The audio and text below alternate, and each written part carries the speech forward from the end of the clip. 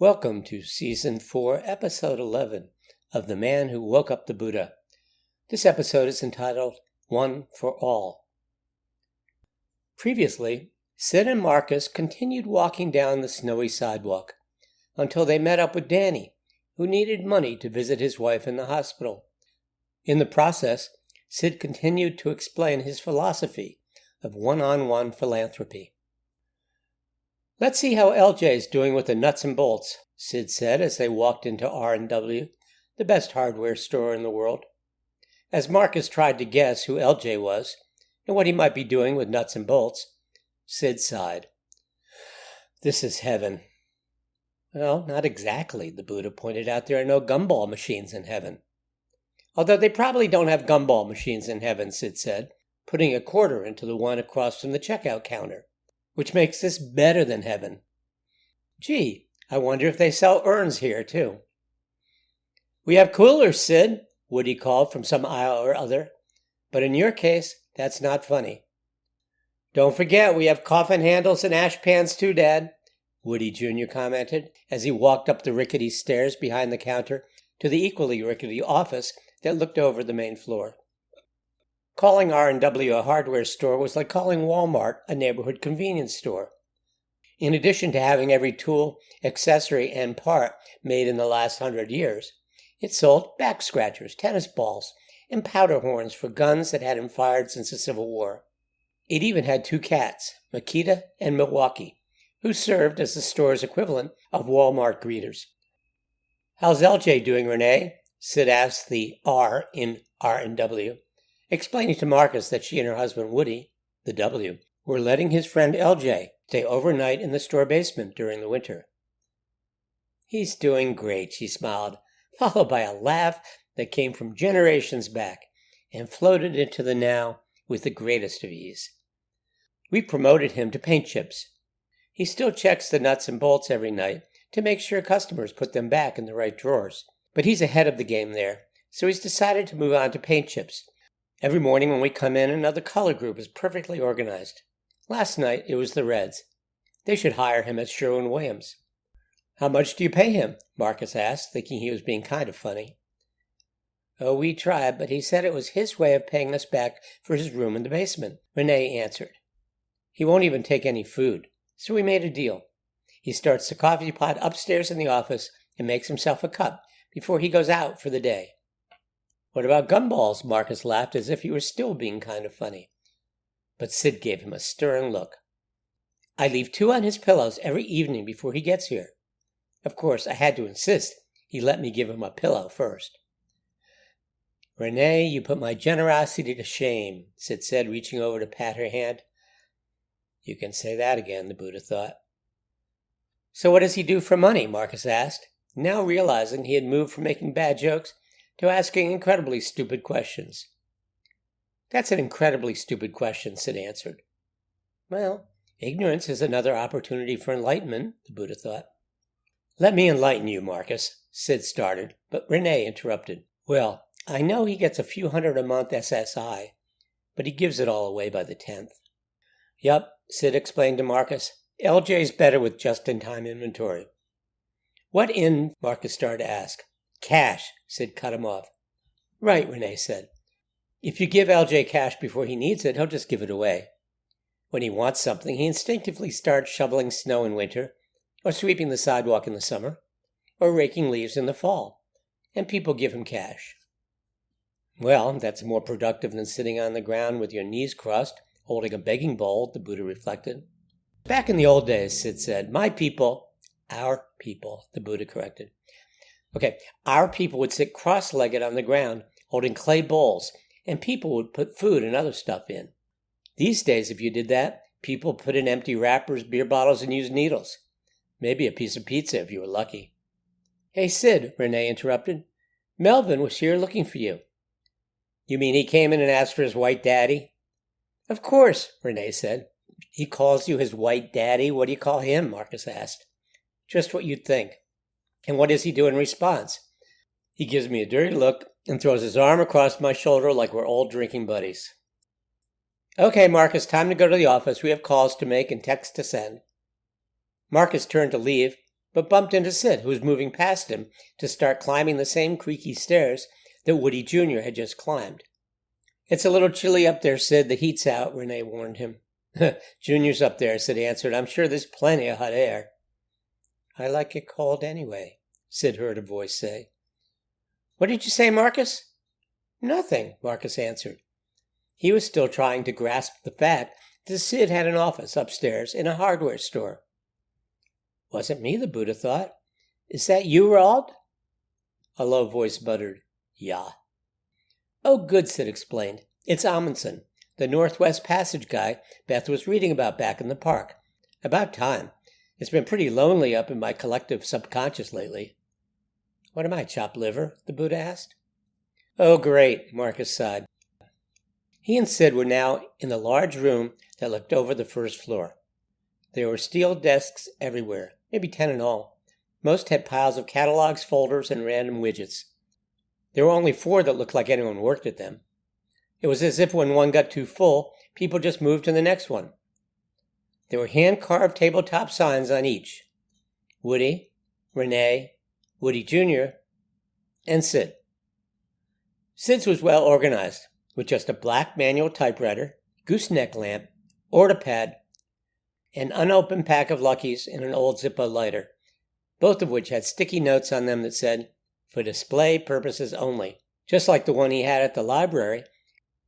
His chair, like the others, was industrial green naugahyde, on rollers. "I wonder if any animals were killed in the making of those chairs," the Buddha wondered. "See, I prefer naugahyde because the Buddha doesn't like chairs made from animals." Marcus tried to start calmly asking a simple question until he blurted out, "You have an effing office in the hardware store?" "When did you start swearing?" "When I met you like 50 years ago." "Isn't it the nicest office in town?" "I prefer a comfortable tilt-back chair under a banyan tree myself," the Buddha thought. "I mean, ideally I'd be sitting in a tilt-back chair under the oak tree in the backyard. But where else would you get this kind of scenery?" Sid asked. He pointed towards the racks of shelves filled with ancient hand planes, egg beaters, meat grinders, Bakelite radio parts, ice picks, slide rules, wall-mounted can openers, potato forks, and a few things that had been made in the 21st century. It was like seeing an old Sears catalog in 3D. The walls were covered with tin signs advertising chewing tobacco, knee-high soda, Buster Brown shoes, Purina dog chow, and more. "Junior, how much for that Purina dog sign?" Sid asked. $1,000, he said, not looking up. Sid pretended to glare at him. "What does it mean when you stick one finger out?" the Buddha wondered. "I see people doing it all the time." "I need the sign to advertise my Wonder Dog BHs," Sid explained, "although he's not for sale." "Okay, take it then. I thought it was for the doghouse Di wants to put you in. That would be priceless." Marcus had started staring at the wall across from Sid's desk. It was covered with an 8-foot by 10-foot flag. "That's right, 48 stars, from the good old days when you had to be contiguous to be one." "That was my one regret, planting a flag," the voice said. "Hear that?" the Buddha asked Sid. "Flags are Roald's trigger. Now he'll speak his mind." "Hear that?" Sid asked Marcus. "Hear what?" Marcus asked Sid. Sid shook his head. "We must get Zoey on the line ASAP." His tone made it sound like it was a management crisis. "Isn't she in school?" Marcus asked. "Of course she's in school. It's a school day." "I thought they stopped letting kids take their cell phones into school." My friend Carol is Zoey's teacher. She gives Zoey the phone when I text because she knows it's an emergency." "Geez, how often do you call?" "A few times a week, just when I desperately need to know something." He'd been texting while they talked, and the phone rang. He put it on speaker. "Hi, Grandpa, what do you need to know?"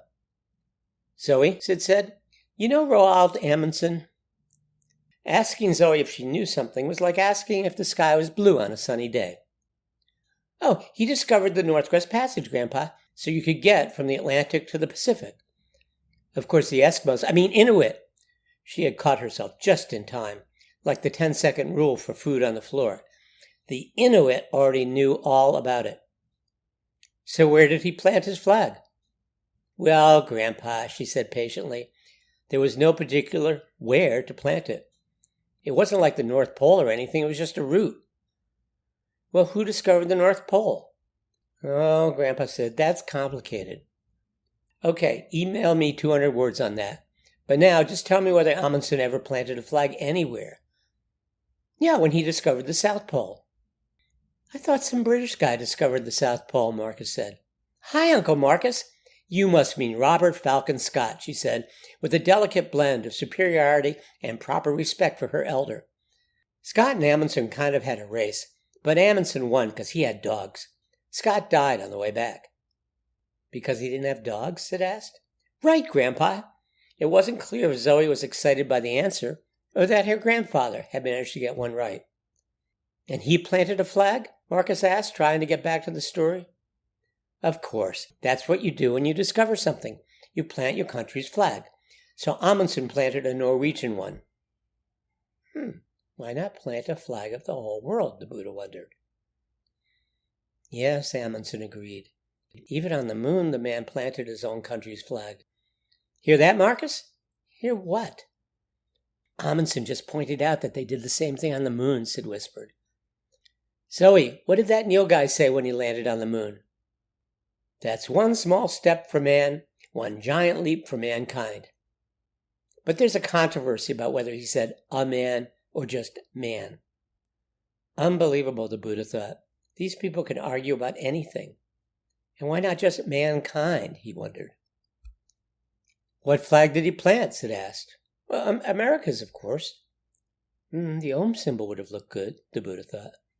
Why didn't he plant something more universal, like the Om symbol or that Earth Day flag? Sid asked. That's a great idea, Grandpa. She paused. But look on the bright side.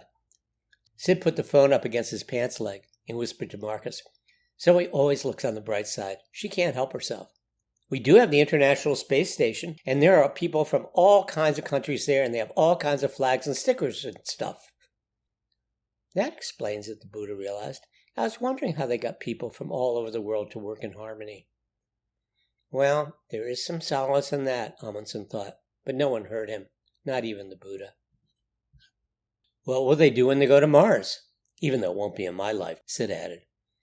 Oh, Grandpa Sid, Zoey said, looking on the bright side. I'm sure they'll come up with a new treatment for anaplastic ependymoma any day now. She tossed off the word as easily as a third-year med student. But you're right. Whoever gets to Mars first should plant one flag for everyone. I'll write to Congress and tell them to work out a deal with Russia and China and all the other countries.